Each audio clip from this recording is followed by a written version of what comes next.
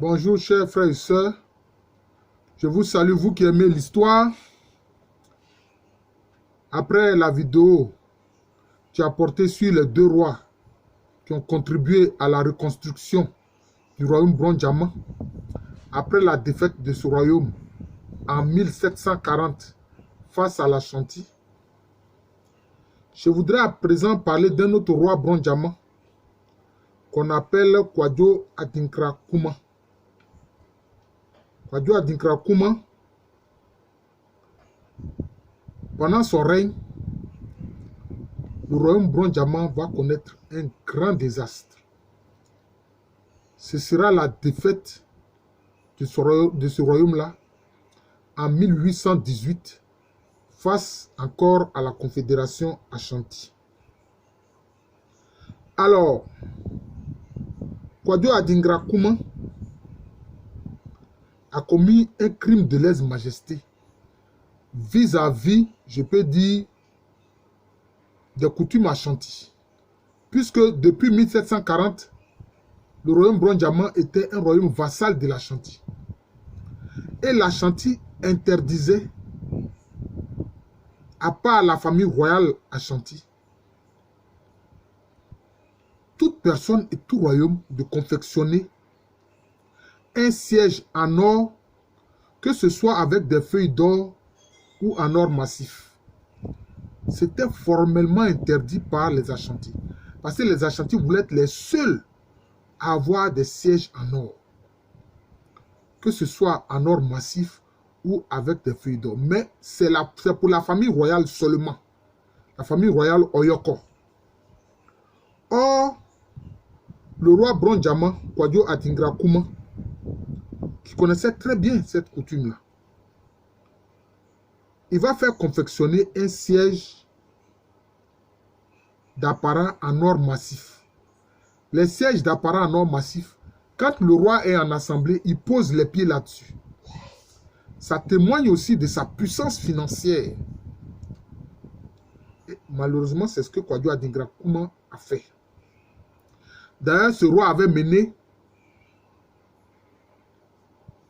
une campagne militaire victorieuse contre Buna, contre les Koulango de Buna. Ouais. Alors, il voulait prouver la puissance financière de son royaume et malheureusement, il a commis un crime de lèse-majesté vis-à-vis des Ashanti, de la famille royale Ashanti. Alors, comme le roi des Ashanti il avait des espions, dans tous les royaumes vassaux de l'Ashanti, il avait des espions. Et dans son système, tous les royaumes vassaux passaient par un chef Ashanti intermédiaire. Il ne pouvait pas rencontrer directement le roi des Ashanti. Ce chef Ashanti intermédiaire, on lui donne, on peut dire le nom de Adamfo.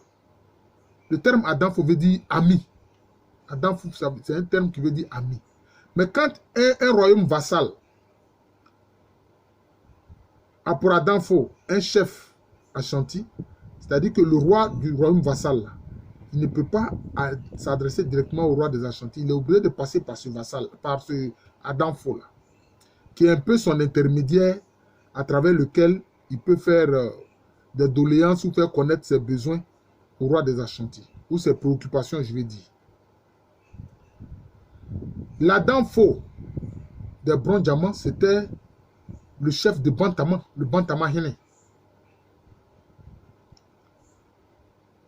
Et les Ashanti ont été informés que le roi Kwadwo Adinkra Kuma a confectionné un siège d'apparat en or massif.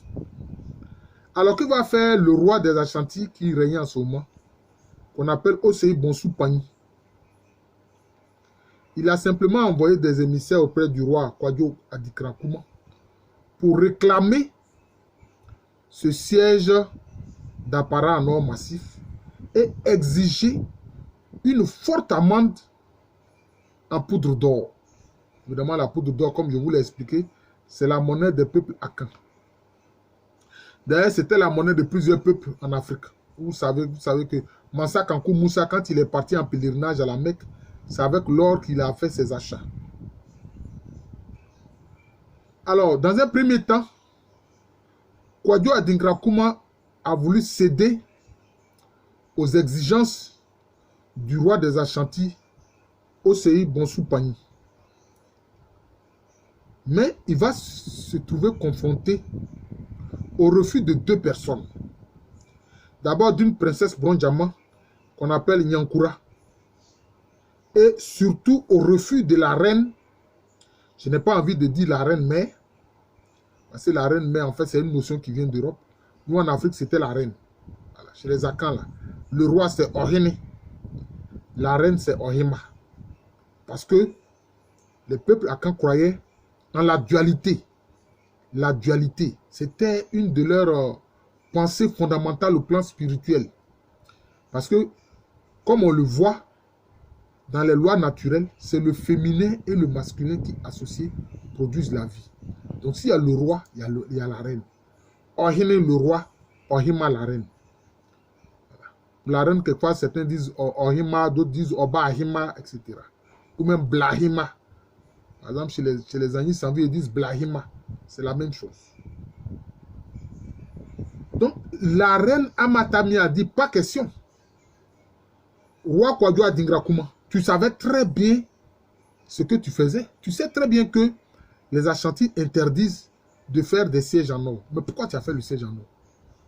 Tu as utilisé le trésor du trône pour faire le siège. Maintenant, tu veux le restituer. Moi, je ne suis pas d'accord. Et la décision de la reine s'est imposée à Adingra Kouma. Vous voyez? Et le conseil du trône a suivi la position de la reine Amatamia. Malheureusement, qu'est-ce que cela va entraîner? C'est la guerre. Parce que pour les Ashanti, ce crime de lèse-majesté ne peut pas rester impuni. Et donc, cette guerre-là va commencer en 1818. Enfin, plutôt va s'achever en 1818. Elle a duré peut-être 2 ans à 2 ans et demi. Pourquoi je dis cela?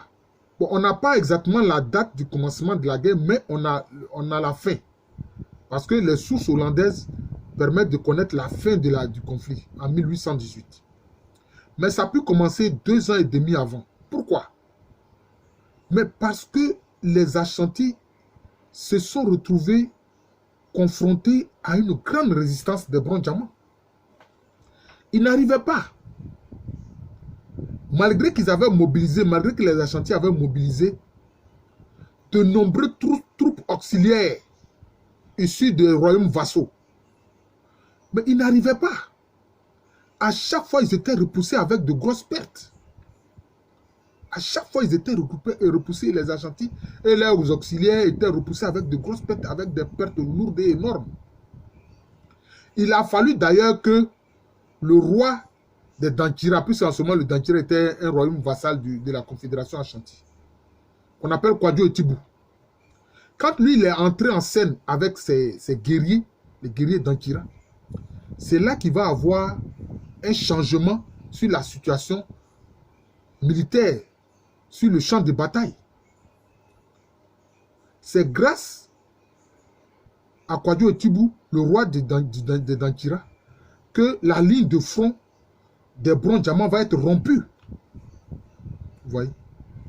Et que les Bronjama vont subir une défaite écrasante le long d'une rivière qu'on appelle Quin en 1818.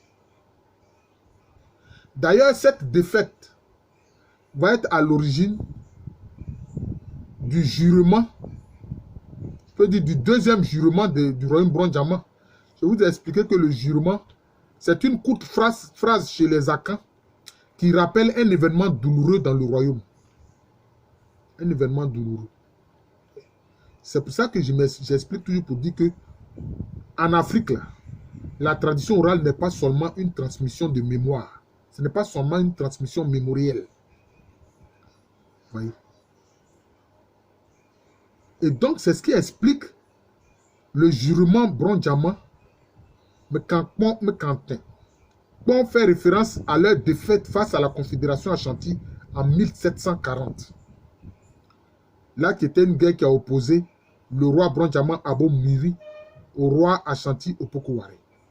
Maintenant, ça c'est la défaite-ci de Kwadwo Adikrakouma face au roi des Ashanti, Osei Bonsou Pani. Et d'ailleurs, c'est ce jurement-là, Mekantin, que le roi prononce pour dire qu'il va servir fidèlement le peuple.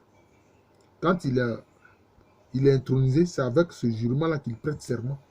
Et c'est avec ce jurement aussi que les notables, les chefs du royaume prêtent serment d'obéissance et de service vis-à-vis du roi des Bron-Diamant. Alors vraiment, les pertes seront énormes. Beaucoup de membres de la famille royale Bron-Diamant, qui est une famille de matriclans Aduana Abradi, c'est-à-dire le matriclan qui a pour symbole le feu et le chien, seront massacrés. Seront massacrés. Et vous verrez la conséquence parce que je vais faire après cela une vidéo sur Kofi Fofie, qui a été régent après le règne de Kwadwo Adingrakouma. Kwadwo Adingrakouma va être tué. Beaucoup de membres de la famille royale Bron-Diamant vont être tués. Et d'autres membres vont être envoyés captifs en Ashanti, à la cour du roi des Ashanti. La reine Amatamia sera envoyée captive, otage à la cour du roi des Ashanti. Et il y a certains régalés, il y a certains objets du trône qui seront emportés par les vainqueurs Ashanti. Notamment le roi Kwadwo Adingrakouma, lui-même, il avait un olifant qui jouait sa devise qu'on appelle Ntahira. Sera emporté. Il y a le tambour Aboma, des Bron-Diamant, qui sera emporté. Vous voyez. Ça a été un désastre. Cette guerre-là, de Teng, avec la bataille de Teng, qui se solde avec la bataille de Teng, qui frappe fin avec la bataille de Teng, a été un désastre pour les Bron-Diamant. Un désastre pour les Bron-Diamant. Beaucoup de Bron-Diamant ont été massacrés. D'autres se sont réfugiés un peu partout. Dans le royaume environnant. Et la famille royale a perdu beaucoup de membres. C'est pour ça que, après ce désastre-là, de la guerre de 1818, on peut dire de la bataille de 1818, que les Bron-Diamant vont perdre, c'est un régent qui va exercer le pouvoir, notamment Kofi Fofie. Donc je ferai une vidéo sur Kofi Fofie. Parce qu'il n'y avait pas de membres de la famille royale Aduana Abradi disponible, je peux dire, pour régner. Ça a été vraiment désastreux. Et quand des otages ont été envoyés à la cour du roi des Ashanti, Amatamia même sera envoyée. Et puis elle va avoir des enfants avec un Ashanti. C'est comme ça que des membres de la famille royale Bron-Diamant vont se retrouver en Ashanti. Oui, vont se retrouver en Ashanti. C'est à la suite de ce désastre-là. Oui, ce désastre. Kwadwo Adingrakouma n'a pas été prudent. Il n'a pas été prudent. Il savait très bien que les Ashanti avaient toujours des espions dans tous les royaumes vassaux. Et que le roi des Ashanti serait informé. Oui. Mais il se sentait fort parce que le royaume Bron-Diamant était vraiment un royaume qui avait une grande capacité militaire. Dans le monde Akan, c'est l'un des royaumes qui résistait durement au plan militaire à l'Ashanti. Et surtout qu'il avait fait une campagne victorieuse contre les Koulango de Bouna. Bon, donc son espace s'était étendu. Parce que le royaume Bron-Diamant était assez vaste. Oui, c'était assez vaste. Oui, il faut comprendre cela. C'était assez vaste. Ça comprend, je veux dire, tout le département de Bondoukou. La zone du Barbor, de Sandégué, faisait partie du royaume Bron-Diamant. Le territoire des Agni Bona faisait partie du royaume Bron-Diamant. Le territoire des Agni Bini faisait partie du royaume Bron-Diamant. Vous voyez. Et quand les Agni Djablin sont venus et qui se sont installés dans la région d'Agni-Blekrou, donc eux aussi faisaient partie de l'espace politique dominé par les Brondiamans. Ouais. Donc le royaume Brondiaman était un royaume quand même assez vaste. C'était un état assez vaste et qui comprenait plusieurs peuples. Ça comprenait plusieurs peuples. Ouais. Et si on y ajoute maintenant le fait que Adigra Kouman contrôlait la zone de Bouna, vous voyez, donc c'était un royaume assez puissant. Et malheureusement, bon, Kouadio Adigra Kouman s'est pensé assez fort pour résister. Il a failli réussir. N'eût été l'entrée en scène des troupes d'Antira, peut-être que les Ashanti auraient subi une défaite. D'ailleurs, le roi des Ashanti, Osei Bonsou Pani, était tellement conscient du rôle joué par les Dantira dans la défaite Brondiaman de 1818 que quand il a félicité le roi des Dantira, qu'est-ce qu'il a dit? Ce roi de Dantira s'appelle Kouadio Etibu. Il lui a dit, mais Kouadio, si tu te bats ainsi pour autrui, notamment moi en l'occurrence, que feras-tu quand tu vas te battre pour toi-même? J'ai fait une vidéo sur Kouadio Etibu que j'ai intitulé Kouadio Etibu et la renaissance du royaume d'Antira. Je vous remercie. Donc vous voyez, quand un dirigeant manque de sagesse, quand un dirigeant n'est pas prudent dans les prises de décision, ça peut finir de façon catastrophique. Et la famille royale Brondiaman a eu du mal à se relever de ce désastre-là. Ils ont eu du mal à se relever de ce désastre. C'est petit à petit que la famille royale s'est reconstituée, puisque c'est un système matrilinéaire. La famille royale Brondiaman, c'est par les femmes. Or, beaucoup de femmes de la famille royale ont été emportées comme otages en Ashanti. Oui. La reine Amatami même a été envoyée otage en Ashanti. Donc, je vous remercie. Je suis le professeur Alou Kwame René. Tout cela pour vous dire quoi? Alors, quand je vois des gens qui viennent dire que l'Afrique n'est pas entrée assez dans l'histoire, je fais ça pour dire que voilà les personnages historiques. Les personnages historiques. Nos ancêtres là, les actes qu'ils ont posés. Donc, chers frères et sœurs, soyez fiers de ce que nos ancêtres ont fait et réalisé. Et c'est pour ça que, malgré que mes cours, je fais un cours, notamment en L1 licence 1, qui est intitulé L'Afrique noire du 15e au 18e siècle.